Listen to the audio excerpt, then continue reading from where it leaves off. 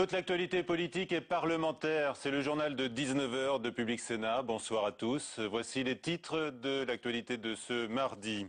École, lieu symbole de la République, comme le Sénat, la France s'est recueillie au lendemain de la tragédie de Toulouse. Nicolas Sarkozy, François Hollande et encore François Bayrou ont participé à ces moments de communion. La vraie fausse parenthèse politique, Jean-Luc Mélenchon poursuit sa campagne pour, dit-il, faire acte de résistance. Nathalie Arthaud dénonce une comédie et Jean Juif aujourd'hui entre François Bayrou et Alain Juppé sur le climat de haine et de tension en France entretenu par certaines déclarations politiques selon le président du MoDem.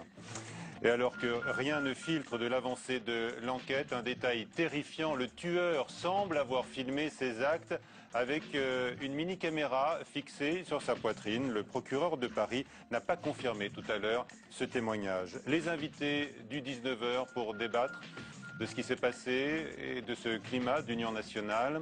Marek Alter, l'écrivain, est avec nous.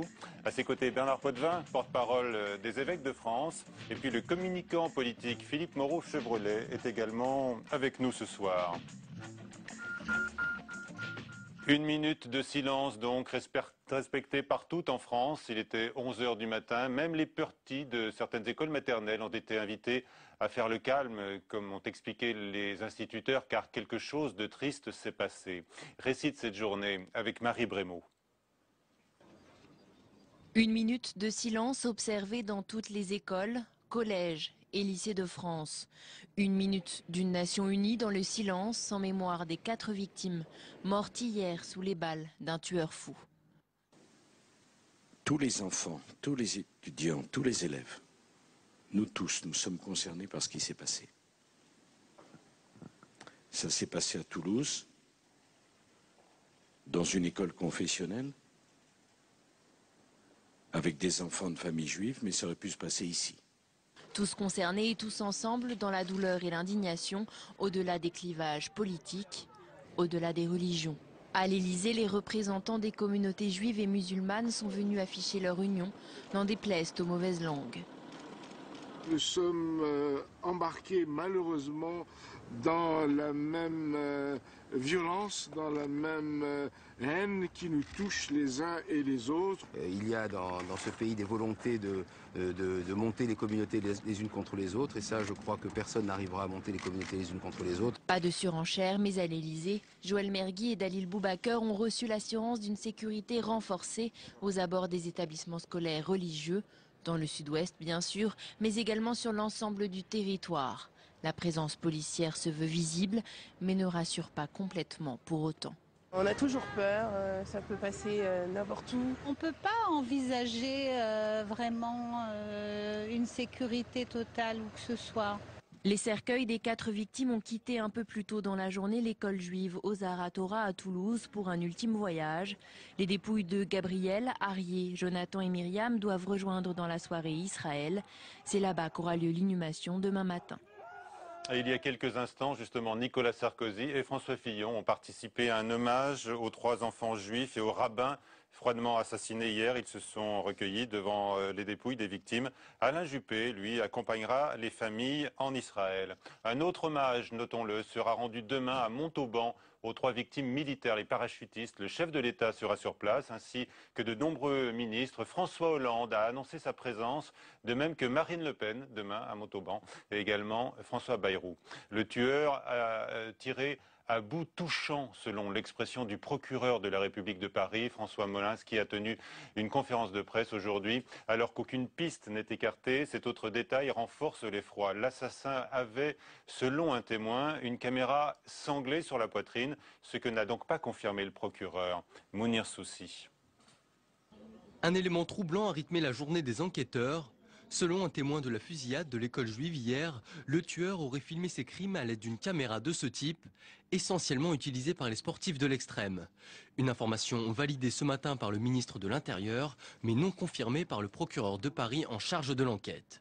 L'usage d'un tel équipement serait un indice de plus pour déterminer les motivations de l'assassin. Cela serait plutôt de nature confirmer le profil psychologique qui a été fait de l'assassin. Chacun le présente comme quelqu'un de très froid, de très déterminé, de très maître de ses gestes et par conséquent de très cruel. Le tueur choisit ses cibles de manière méthodique. Après les militaires, il s'en prend à des enfants juifs, l'illustration d'un projet criminel étudié. On comprend qu'il en veut au symbole qu'il représente. Et dès que les gens commencent à faire des choses pour des raisons symboliques, c'est qu'en général, ils sont armés d'une certaine idéologie psychologique, si vous voulez, qui a mûri. Alors on ne sait pas si cette idéologie, elle est fanatique, elle est pathologique. Actuellement, aucune piste n'est écartée. Dans les rues de Toulouse, l'inquiétude s'installe chez la population. Tant que le tueur au scooter sera en liberté, la menace d'un nouveau drame planera. On est chez quelqu'un maintenant qui est hors limite et qui est très très dangereux puisqu'il a tué donc à plusieurs reprises et c'est quelqu'un qui est à l'apogée actuellement de son pic criminel, de sa dangerosité et donc c'est quelqu'un qu'il ne faut pas sous-estimer, c'est quelqu'un qui évidemment pourrait recommencer. Pour mettre fin à cette série noire, 500 policiers et gendarmes, épaulés par 40 hommes du raid, sont déployés dans la ville et ses alentours, tous sur les traces d'un seul homme. Et l'école juive de Toulouse rouvrira demain ses portes. Le plan Vigipilate écarlate est donc entré en fonction aujourd'hui dans toute la région et dans la capitale rose particulièrement. Nous l'avons dit dans ce reportage, la population est très inquiète et redoute une éventuelle récidive. D'ailleurs, le procureur de Paris aujourd'hui a bien noté qu'il y avait un espace de 4 jours entre le passage à l'acte du tueur. La mise entre parenthèses de la campagne ne plaît pas à tous les candidats, alors que le risque d'instrumentalisation et de récupération est pointé par certains parmi les responsables des communautés juives et musulmanes. François Bayrou, lui, s'est attiré une réplique très sèche aujourd'hui d'Alain Juppé pour avoir dénoncé un climat d'intolérance croissant dans notre pays. Elisa Berthelomé avec Joachim Robb. Il y a un degré de violence, de stigmatisation dans la société française qui est en train de grandir et c'est purement et simplement inacceptable. François Bayrou accuse. En cause, l'attitude des politiques qui, en montrant du doigt certaines catégories de population, déchaînent les passions. Réponse cinglante d'Alain Juppé. Le ministre des Affaires étrangères invite le candidat du MoDem à plus de retenue. Écoutez, ce qu'il y a de bien dans la classe politique française, c'est jusqu'à aujourd'hui, en tout cas, elle a réagi avec dignité et dans un esprit d'union nationale. Mais dans ce cas précis, n'ajoutons pas l'ignoble à l'horrible. C'est-à-dire ? N'essayons pas de tirer parti dans un sens ou dans l'autre, dans quelque direction que ce soit, de ce drame qui n'a rien à voir avec la campagne électorale. La campagne, François Hollande, Eva Joly et Nicolas Sarkozy l'ont mise quelques jours entre parenthèses. Jean-Luc Mélenchon refuse, lui, que la démocratie cède le pas à un assassin. Pour moi, poursuivre la campagne, c'est un acte de résistance morale, intellectuelle, affective. Un sentiment partagé par les autres candidats.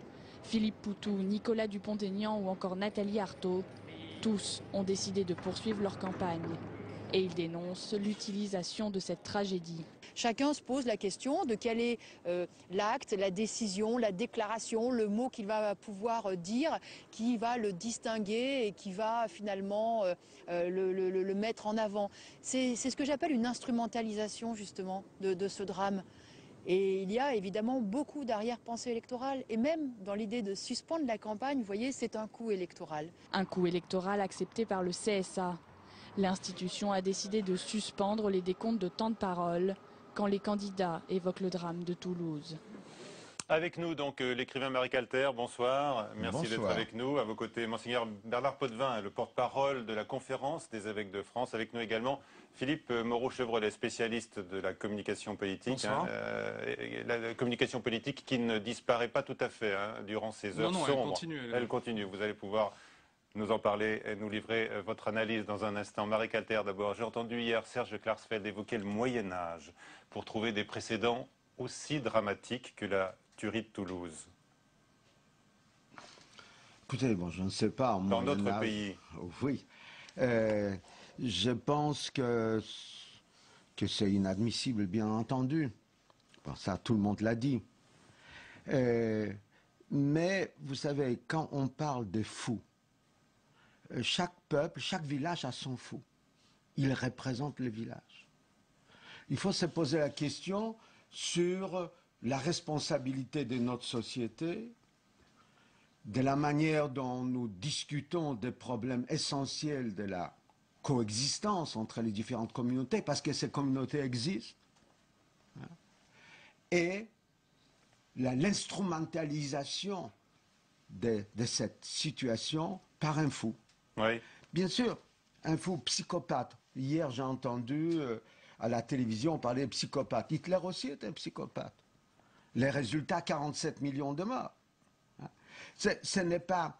Et ce que je veux dire, qu'il y a en Amérique aussi des fous qui prennent leurs fusils et tirent sur des enfants qui sortent de l'école. Mais ils les tirent au hasard. Parce que leur exemplarité est différente. Ils se sentent dans Bonnie and Clyde. Chez nous, on choisit la cible symboliquement. Elle ne vient pas d'hasard. Moi, j'étais à Toulouse il n'y a pas si longtemps. J'ai présenté un concert à l'honneur devant 2600 personnes, à la mémoire des compositeurs juifs de Thérésine, et ces enfants de l'école étaient là. Oui. Donc, et quand ils m'ont demandé de venir dans leur école, ils m'ont laissé leur adresse. J'ai demandé aux Toulousains, ils ne savaient pas où ça se trouvait. Ça veut dire que quelqu'un qui voulait vraiment tuer ses enfants, hein, il fallait qu'il cherche, qu'il se prépare. Et puis, il a aussi des images auxquelles il voulait rassembler. Des images. Des images. Par exemple, nous connaissons cette fameuse photo d'un nazi qui prend un enfant par le cheveu, il lui tire dessus. Il l'a répété. Hein, les mêmes gestes. Il vient pas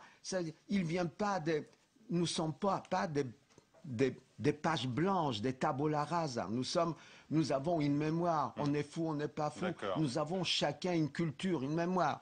Et quand c'est vrai, ce que certains hommes politiques disent, hein, que nous sommes en pleine campagne électorale, il y a des sujets importants pour notre pays, et puis c'est une élection importante. Oui. On va quand même choisir notre futur président de la République. Donc il faut profiter. Et qu'est-ce qu'il y a à voir ici? Le problème des halal, le problème des cachers.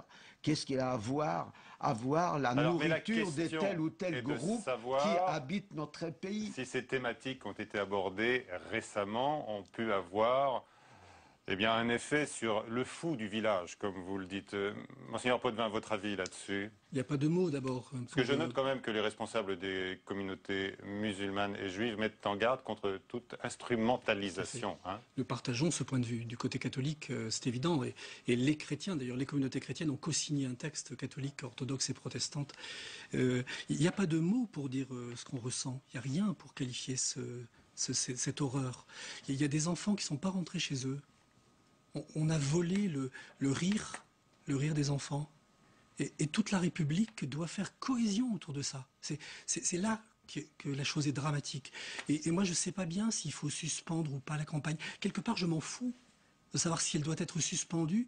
Ce qui m'importe, c'est que la campagne ne soit plus comme avant. C'est qu'elle mature, cette campagne. C'est qu'elle prenne acte de la gravité de ce qui vient de se passer, suspension, pas suspension, qu'un tel fasse sa campagne au nom de tel ou tel principe, qu'un autre l'interrompt, c'est sa liberté. Mais est-ce que nous allons mûrir en cohésion? Est-ce qu'il va se jouer quelque chose de fort en termes vraiment de sentiment national? Je crois que l'opinion publique attend ça. Vous voulez qu'il perdure ce sentiment et que certains discours politiques disparaissent, en tous les cas, certains des excès, c'est ça que vous voulez dire? Exactement, qu'on renonce à ces stigmatisations que Marc Alter a soulignées et qui sont dangereuses. On a plus que jamais besoin les uns des autres. La crise est terrible, elle est devant nous. Celui qui demain sera président de la République, il ne fera pas de miracle. Il sera devant des dossiers redoutables. Comment va-t-il résoudre la question syrienne demain? Que va-t-il faire devant l'impasse internationale devant laquelle nous nous trouvons? C'est ça qui nous importe. Je vous entends tous les deux. En fait, donc on a entendu François Hollande sur ce thème-là, et également, peut-être plus encore, François Bayrou dénoncer une société française malade moralement. Il rappelle le devoir des hommes politiques, veiller à ce que les tensions, les haines, les passions ne soient pas entretenues à chaque instant. Donc je vous entends, vous êtes d'accord. Est-ce que vous pourriez, alors, je ne sais pas, être plus explicite? Mettre en valeur aussi Enfin, moi, ce qui me tient à cœur, c'est qu'on mette en valeur le positif. Parce que on dit souvent que le bruit ne fait pas de bien, le bien ne fait pas de bruit. Si vous saviez le nombre d'actions locales, d'amitié interreligieuse, de cohésion sociale qui sont entreprises et dont on ne parle pas suffisamment. Parce que de fait, il y a des tensions. Il ne faut pas éluder les tensions. Elles sont là. On en est très conscient dans les rencontres interreligieuses notamment, mais pas que là. Mais il faut aussi valoriser les choses extrêmement positives. Et ça aussi, je crois que la campagne en a besoin. Alors il y aura une marche silencieuse dimanche à Paris organisée par les responsables des communautés juives et musulmanes, Monseigneur Potvin, et l'Église catholique. Si vous permettez, voilà. Ce que nous nous sommes dit, je ne comprends pas pourquoi l'Église catholique n'était pas invitée. Ce n'est pas seulement un problème entre les juifs et les musulmans. Vous en avez parlé avant, alors. Oui, tout à fait. Mais nous sommes tout à fait d'accord. Comptez sur moi. Comptez sur moi pour relayer l'appel. Votre avis les chrétiens seront là. C'est évident. C'est évident. D'ailleurs, on est là depuis la première minute. Et on sera là, on sera de ce mouvement, c'est évident. C'est un mouvement de cohésion nationale. L'angoisse des habitants de Toulouse, on le disait tout à l'heure, et puis de toute la région Midi-Pyrénées, une éventuelle récidive de ce tueur. Et on se demande alors quelle cible il pourrait choisir. Je ne pense pas. Je pense que, d'ailleurs, il y a plusieurs gestes symboliques. Le fait qu'il ait porté une sorte de caméra. Nous retrouverons ces images bientôt sur le net. Ce n'est pas la première fois. Donc, il faut regarder, pas chez nous c'est la première fois, mais il y a les tueurs d'Al-Qaïda, etc. On utilise cet instrument depuis longtemps et ils les mettent sur les nets pour montrer, si vous n'êtes pas gentil avec nous, voilà ce qui va vous arriver. Donc, il y a ici, je ne sais pas s'il y a quelqu'un derrière ou pas, ça c'est pas mon problème en réalité. En réalité, ce qui me touche, et ce qui me tient à cœur, c'est la France, c'est la société française. Et d'une certaine manière, c'est un rappel à l'ordre. On nous rappelle à l'ordre. Nous nous sommes laissés aller, nous avons pensé qu'on peut tout dire, mais comme disait Aragon, rien n'est jamais acquis à l'homme. C'est pas seulement dire que les mots tuent, tout le monde les dit. Moi, j'ai dit que les mots sont comme des grains. Ça tombe, et on ne sait pas ce que ça va pousser. Quelle plante venimeuse va sortir de là et qui va empoisonner toute la société. Il faut faire très très attention. C'est pas parce que... Et qui a failli et sous quelle forme? Je vous repose la question de tout à l'heure. Je vous ai donné un exemple. Oui, vous avez parlé du débat sur la viande halal. Vous avez donné cet exemple-là. Par exemple, la France est un pays multiple. Aujourd'hui, c'est comme ça. Il n'y a pas de pays repliés sur eux-mêmes. Quand sont les pays repliés sur eux-mêmes, c'est comme chez Hamlet, il y a quelque chose de pourri dans le royaume de Danemark, parce que le royaume de Danemark était fermé sur lui-même, donc il commençait à pourrir. Donc la chance de la France, que nous pouvons inviter nos amis dans le Chinatown, nous avons aussi un Chinatown. On peut au téléphone commander un sushi, une pizza, un couscous, un plat juif. C'est ça la grandeur de notre pays, la richesse. On n'est pas obligé de manger seulement des cassoulets. C'est ça la force. Il va y avoir plusieurs lectures de l'événement et en fait une partie de l'enjeu de ce qui s'est passé va résider dans la lecture qui va s'imposer de l'événement qui s'est produit. Il y a une partie, c'est-à-dire qu'en gros, il y a un événement tragique qui a visé une communauté en particulier.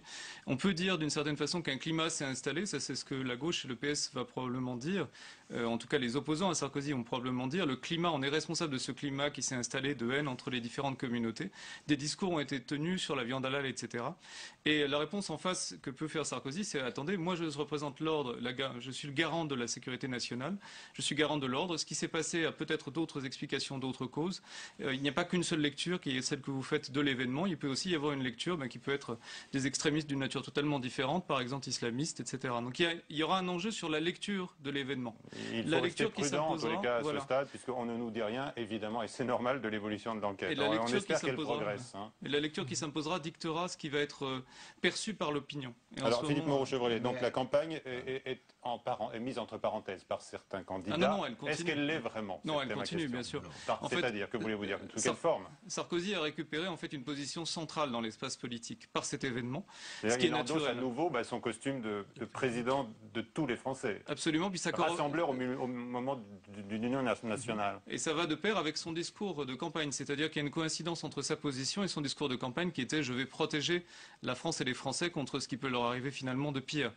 Et au fond, ces habits qu'il endosse aujourd'hui, il est les seuls à pouvoir les porter, puisqu'il est le président de tous les Français. Il a dit, il l'a répété dans son discours, il a en quelque sorte légitimé son intervention dans son discours en disant plusieurs institutions ont été attaquées, l'armée, l'école, etc. Lui, il est le garant des institutions, donc il occupe cette place centrale. Forcément sur le plan électoral. Alors, en matière de gain politique, il faut savoir que si un climat de peur s'installe dans un pays, ça c'est quelque chose qui est en sciences politiques est très bien étayé, il y a un réflexe conservateur qui peut s'installer dans l'électorat, d'autant plus qu'on est proche de l'élection. C'est-à-dire que c'est pas qu'il va en profiter, ce serait immoral de dire ça, je pense pas qu'il...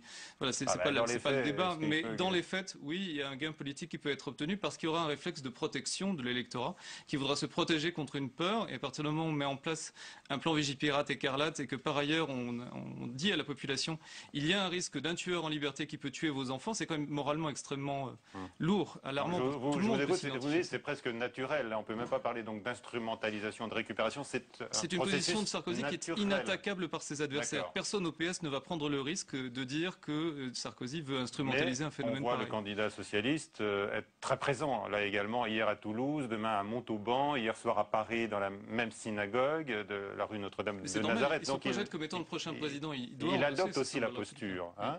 Mais tout le monde le fait pas. Regarder Bayrou, par exemple. Bayrou n'a pas hésité, lui, à tenir son meeting malgré tout.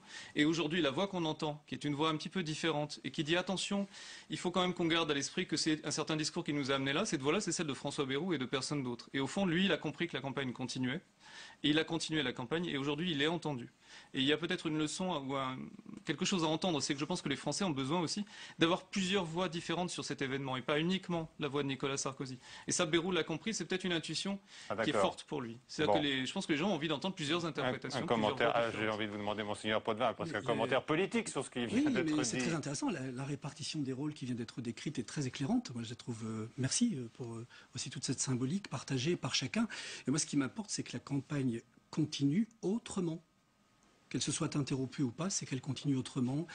Elle ne peut pas ne pas intégrer tout ce qui vient de se dérouler. Notamment, moi, il y a une question qui me taraude, c'est cette violence qui fascine aujourd'hui.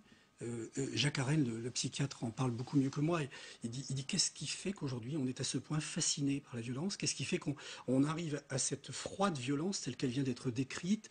Et qu'est-ce qu'on fait pour répondre à ça? On ne va pas se contenter de mettre ça en boucle médiatique permanente. On va pas donner de la résonance à cette violence. Il faut qu'on réponde autre chose à cette violence, de qui qu'elle vienne d'ailleurs. Bon. Marie Cater nous disait que ça n'était pas nouveau dans notre société contemporaine, car le geste, effectivement, reproduit celui des nazis. Oui, mais en même temps, là où je suis d'accord, et je me bats contre cela, c'est d'introduire l'aventure des biens. Vous, les journalistes à la télévision, quand on ouvre la télévision, c'est normal qu'il y ait un climat de violence. On commence par 3 filles qui étaient renversées par la voiture, par une fille qui a été tuée, par un garçon qui a disparu, etc. Il n'y a que de malheurs, Or, il y a des choses formidables. Moi, ce que j'aurais aimé qu'on introduise dans toutes les écoles de France, l'histoire des justes. D'essais français, simples, qui ont risqué leur vie pour sauver les Juifs pendant la guerre. Pour montrer qu'un autre geste est possible. Si on ne montre pas ce choix, d'ailleurs c'est l'idée de Pascal, s'il n'y a pas ce choix, on sera fixé seulement, la seule aventure possible, ça sera celle-là. Que pensez-vous du déplacement de Marine Le Pen demain à Montauban? Hier, on ne l'a pas vu à Toulouse, on ne l'a pas vu non plus dans une école aujourd'hui ou dans un lieu de culte. Et là, elle va rendre hommage aux parachutistes. Je pense qu'elle aurait peut-être bien aimé devenir, mais elle savait qu'elle provoquera des remous terribles. La foule l'aurait échappé d'une certaine manière, parce que halal, etc., tout ça, c'est elle qui a lancé. Donc, alors, elle s'est rabat sur l'armée, puisqu'elle est parachutiste, son père, Hein, c'est son histoire, c'est leur histoire. Les paras, elle va défendre des paras. Même si ces paras sont d'origine musulmane, ceux qui ont été tués, 2 d'entre eux au moins d'origine marocaine. Bon. Et elle va, je ne sais pas d'ailleurs comment l'État va gérer sa présence. Ah oui, c'est une question. C'est elle qui prend en ce moment, excusez-moi, elle a des très grands risques, Marine Le Pen, parce que c'est sur elle que risque de retomber finalement toute la charge symbolique de ce qui s'est passé. Là, nous sommes d'accord. Je ne comprends pas d'ailleurs qu'on puisse aller à Montauban et ne pas aller à Toulouse. Nous sommes tous parachutistes ce soir. Nous sommes tous scolarisés dans cette école juive. Le sentiment national l'emporte sur tout le reste. Nous sommes tous touchés, frappés par ce qui advient. Et tout à l'heure, vous demandiez si les chrétiens allaient être solidaires de la marche musulmane et juive. C'est évident. Et bien au-delà des confessions. Là, nous venons de citer 3 monothéismes. Mais moi, j'entends depuis hier soir un élan, un véritable élan. Il faut entendre dans la vie la plus quotidienne les gens profondément marqués par ce qui est en train d'advenir. Rien ne sera plus jamais comme avant. Il faut se dire que là, on est en train de vivre un véritable séisme psychologique. Il se joue quelque chose dans notre nation dont j'espère que franchement les candidats vont l'intégrer.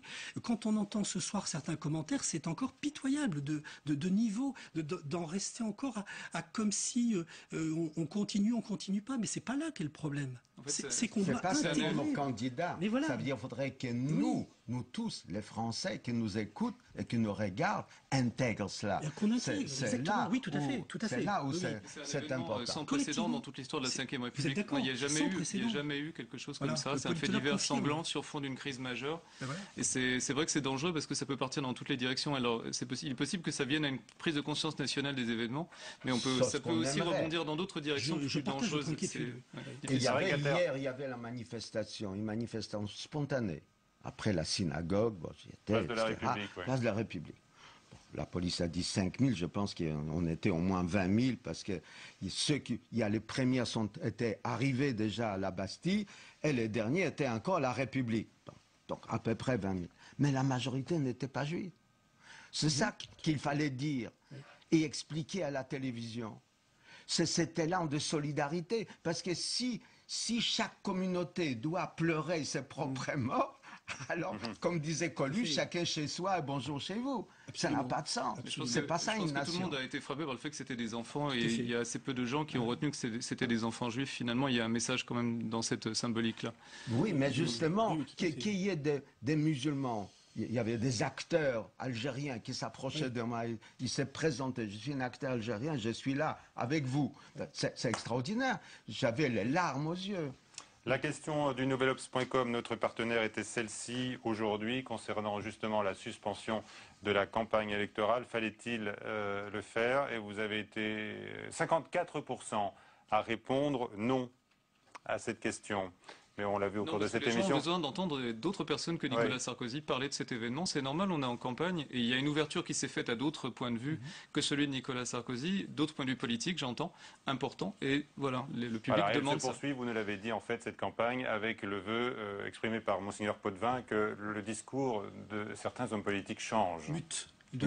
Il faut donner un sens à la campagne. Au fond, c'est ce que veulent les gens aujourd'hui. C'est donner un sens profond à la campagne. À 22h, Sonia Mabrouk sera là pour vous présenter le journal de 22h sur Public Sénat. Tout de suite sur la chaîne parlementaire Assemblée nationale Doc. Bonsoir et à demain.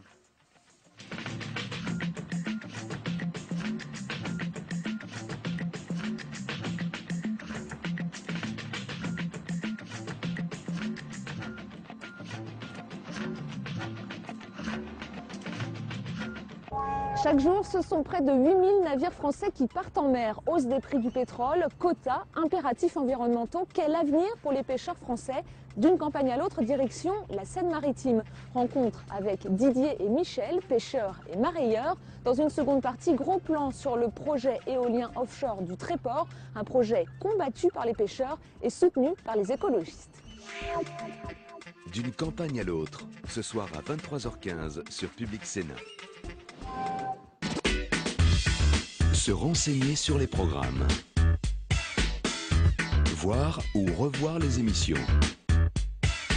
Suivre le fil d'information politique et parlementaire. Pour vivre la politique en temps réel, connectez-vous et réagissez sur publicsénat.fr.